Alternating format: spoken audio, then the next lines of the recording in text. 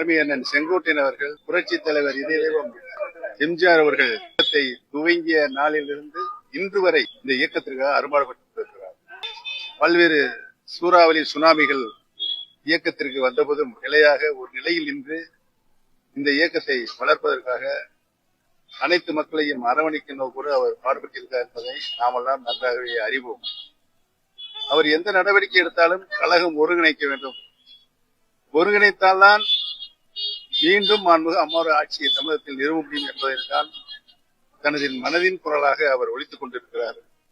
அவருடைய எண்ணம், அவருடைய மனசாட்சி நிறைவேறுவதற்கு எங்களுடைய வாழ்த்துக்களை தெரிவித்துக் அதற்காகத்தான் நாங்களும் போராடி கொண்டிருக்கிறோம். அனைத்து இந்திய அன்னார முன்னேற்ற கழகத்தினுடைய சக்திகள் பிரிந்திருந்தார் நாம் வெற்றி பெற முடியாது என்ற சூழலை ஏற்பட்டு பல்வேறு சோதனைகளை நாம் சந்தித்துக் கொண்டிருக்கிறோம்.